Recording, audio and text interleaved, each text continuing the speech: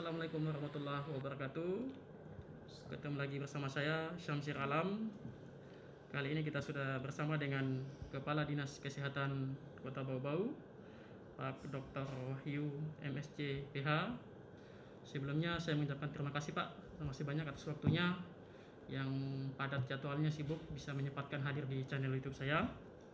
Kita berbincang-bincang santai mengenai kesehatan seputar program kesehatan ke depannya. Mungkin bisa dibuka dulu Pak sedikit tentang program-program apa saja untuk kesehatan, terutama di program dinas kesehatan ini sendiri Kota Bau-Bau. Baik, terima kasih. Assalamualaikum warahmatullahi wabarakatuh. Waalaikumsalam warahmatullahi wabarakatuh. Saya ingin menyampaikan bahwa program prioritas yang selama ini kita jalankan untuk khususnya beberapa tahun terakhir adalah berdasarkan program prioritas kementerian maupun program prioritas yang berasal dari visi misi wali kota dan wakil wali kota Bau-Bau. Salah satu yang utama program prioritas kementerian adalah PISPK atau Program Indonesia Sehat dengan pendekatan keluarga. Program ini program yang merupakan pelayanan komprehensif, ya, relatif, karena di dalamnya ketika petugas puskesmas mengunjungi satu rumah, satu keluarga, itu secara lengkap mulai dari pendataan, pencatatan, riwayat penyakit orang per orang anggota keluarga di situ, melakukan edukasi, kemudian melakukan pengukuran tensi orang per orang anggota keluarga, kemudian pemeriksaan kesehatan lainnya oleh dokter puskesmas dan oleh perawat dari puskesmas, bidan dan petugas gizi dan lain-lain. Itu salah satu program prioritas kementerian, yaitu program Indonesia Sehat dengan pendekatan keluarga. Mengapa dengan pendekatan keluarga? Kalau di masa lalu pelayanan kesehatan itu hanya ada di gedung puskesmas dan kalaupun di lapangan ada di posyandu. Tetapi saat ini itu relatif baru bahwa petugas puskesmas berkunjung ke rumah per rumah begitu. Nah, sementara itu yang saya sampaikan tadi, kalau prioritas berdasarkan visi misi pemerintah Kota Bau-Bau atau masyarakat Kota Bau-Bau ya, dengan visi mewujudkan masyarakat maju, sejahtera dan berbudaya, tentu sektor kesehatan berkontribusi pada visi mensejahterakan masyarakat, sebagaimana Badan Pembangunan PBB, UNDP ya, United Nations Development Program menyatakan bahwa untuk negara berkembang, kesejahteraan itu dibangun di atas 3 pilar: kesehatan, pendidikan, dan ekonomi. Nah, untuk itu kesehatan kita mencoba meningkatkan pelayanan, baik akses masyarakat harus lebih mudah dan mutu harus lebih meningkat. Untuk kedua hal tujuan itu, maka pelayanan kesehatan melakukan apa yang disebut standarisasi pelayanan dan itu diakreditasi oleh tim dari Kementerian Kesehatan. Targetnya itu pada akhir periode kepemimpinan ini akan 100% puskesmas kita mendapat akreditasi utama. Jadi beberapa tahun lalu masih dasar dan madya, nah sekarang sudah ada beberapa yang utama, sudah ada 6 yang utama. Nah, tahun ini akan diakreditasi lagi, reakreditasi lagi tahun depan dan seterusnya.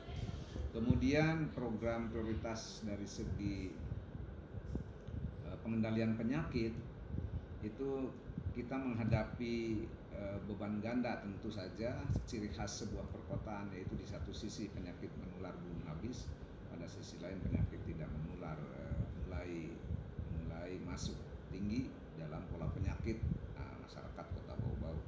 Kalau di masa lalu 20-30 tahun lalu masyarakat Bau-Bau pola penyakitnya masih didominasi oleh penyakit menular, penyakit tradisional, penyakit karena mikroorganisme, maka pada saat ini penyakit-penyakit tidak menular sudah masuk 5 besar, misalnya hipertensi, hipertensi, diabetes mellitus atau kencing manis ya, itu sudah masuk ke pola penyakit 5-10 besar.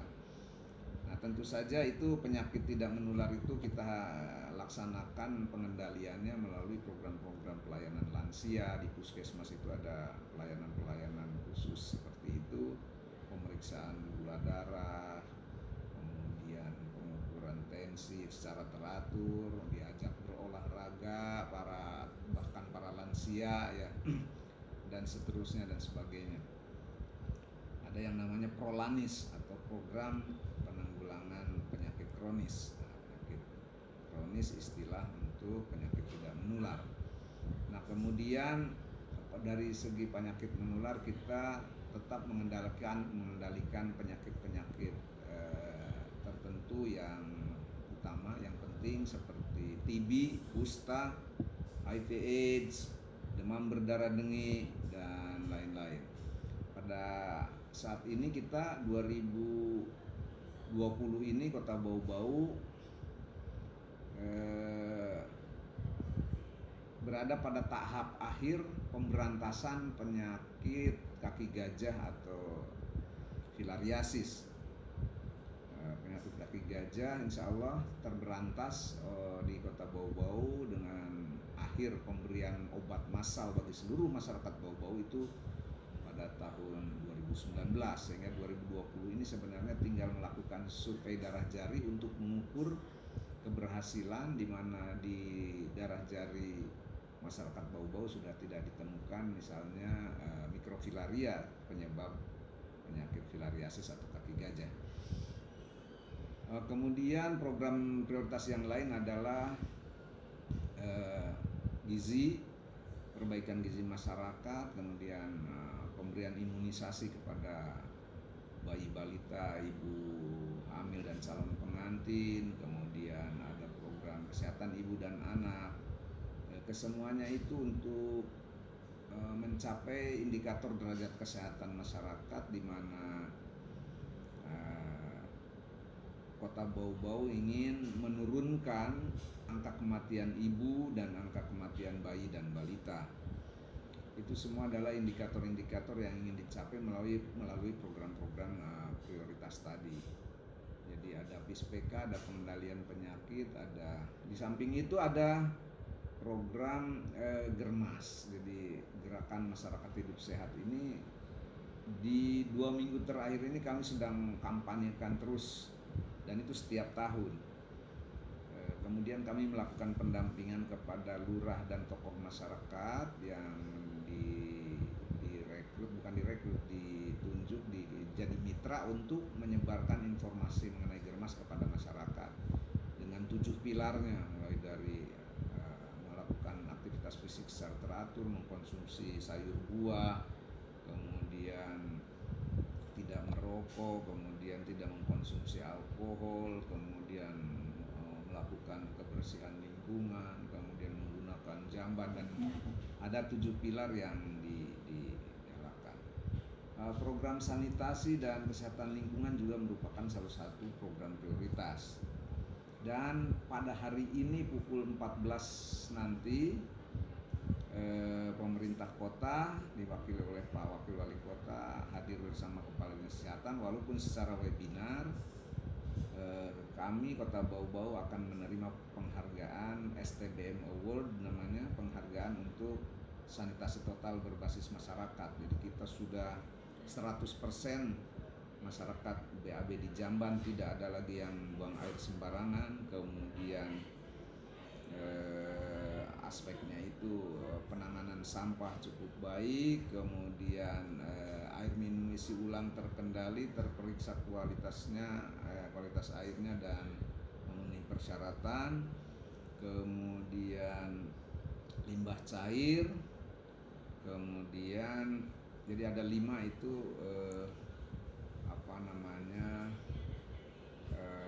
aspek untuk penilaian itu, dan melalui pengiriman data sejumlah aspek dipresentasikan, kemudian secara online juga pernah ada presentasi, dan akhirnya tim penilai menyatakan bahwa Kota Kota Bau-Bau menerima STBM Award tahun ini dari hanya sekitar 20-an kabupaten kota seluruh Indonesia yang menerima STBM Award tahun ini.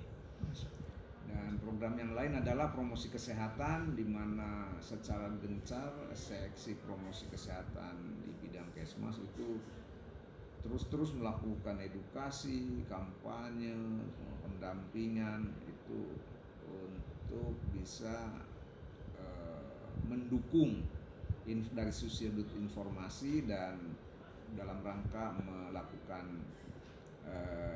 perubahan perilaku masyarakat, membangun pengetahuan dan sikap sebagai prasyarat untuk masyarakat bisa berubah perilaku dari perilaku dan kebiasaan tidak sehat menjadi perilaku yang memenuhi standar kesehatan. Saya kira itu yang untuk prioritas program.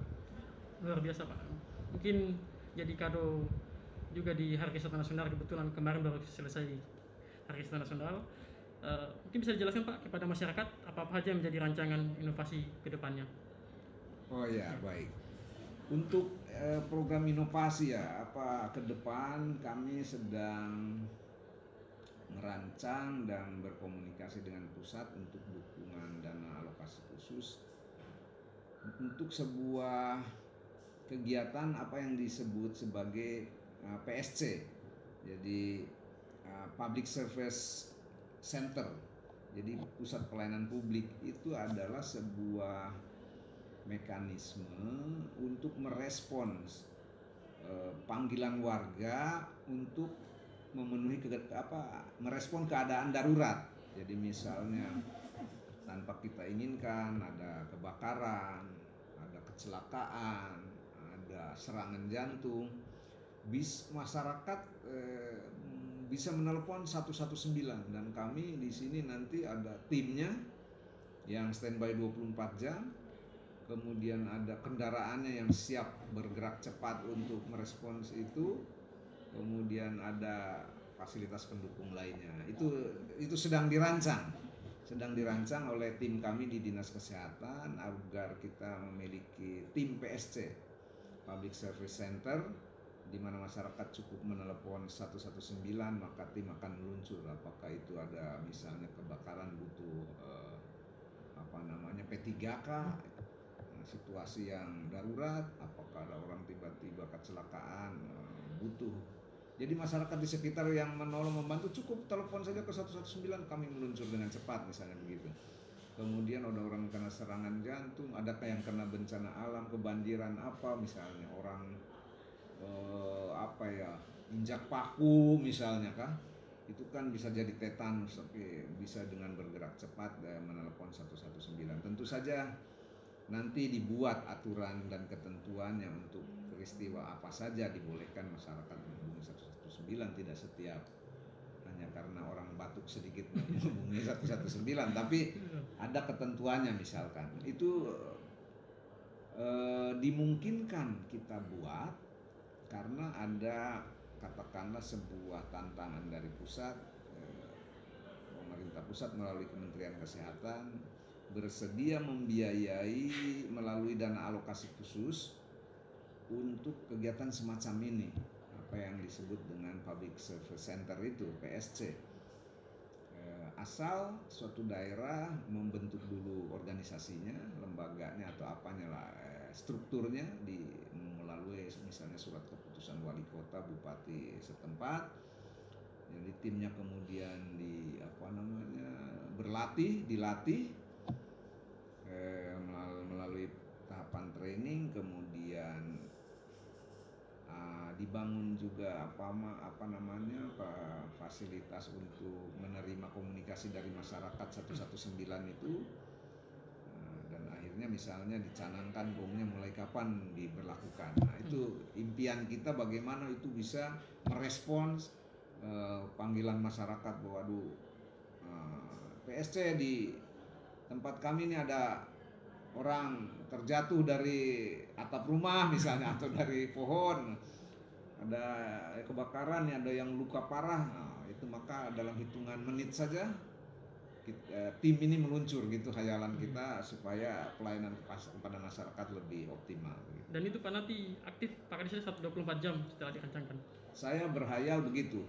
Kalau sudah ada timnya, ada kelompok orang terlatih ini dibagi shift saja. Misalnya dia jaga dibagi 3 atau 4 shift ya. Misalnya satu tim itu terdiri satu regu berapa orang itu katakanlah berapa jam. Kalau 4 shift berarti 6 jam satu tim. Kalau 3 shift berarti 8 jam. Jadi biar tengah malam atau dini hari terjadi sesuatu yang kita tidak harapkan terjadi pada suatu warga masyarakat, tentu masyarakat bisa langsung telepon dan meluncur. Hanya saja kalau 24 jam begitu berarti harus kita perhitungkan segala aspeknya, misalnya keamanan si petugas. Siapa tahu orang hanya memancing 119 tahu-tahu orang berbuat tidak diinginkan tuh ternyata misalkan. Jadi kita pikirkan juga aspek keamanannya dan bagaimana ini bisa berjalan. Keinginannya, hayalannya bagusnya 24 jam. Ya.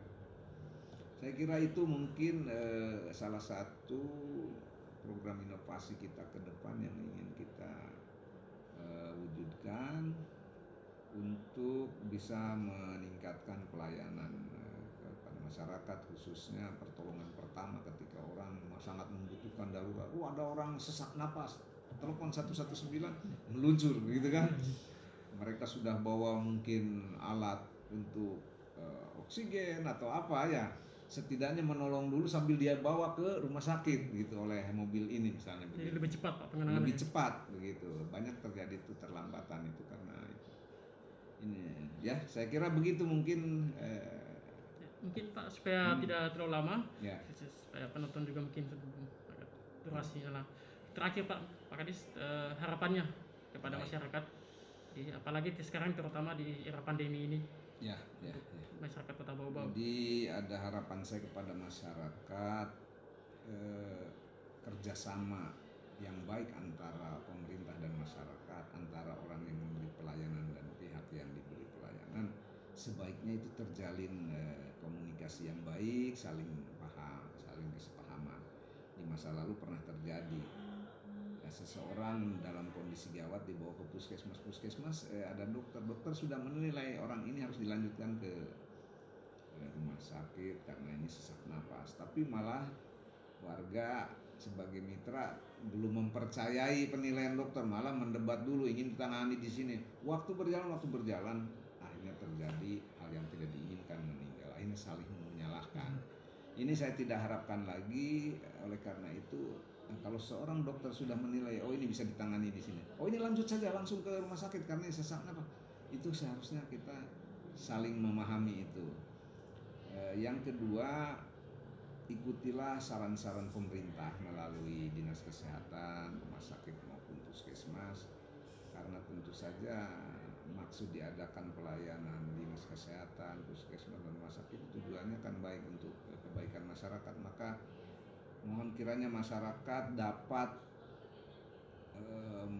mengikuti saran-saran pemerintah itu, dan khusus untuk di masa pandemi tetap jalankan protokol kesehatan, tetap menggunakan masker, tetap mencuci tangan sesering mungkin, menggunakan sabun dan air mengalir, dan menghindari kerumunan serta menjaga jarak. Saya kira itu. Terima kasih kepada seluruh warga masyarakat dan terima kasih juga Pak Kadis waktunya sudah meluangkan waktunya di sela-sela padatnya waktunya untuk hadir ke channel YouTube saya. Mohon maaf bila ada salah kata. Bagi penonton jangan lupa like dan subscribe. Sampai jumpa di video berikutnya. Wassalamualaikum warahmatullahi wabarakatuh.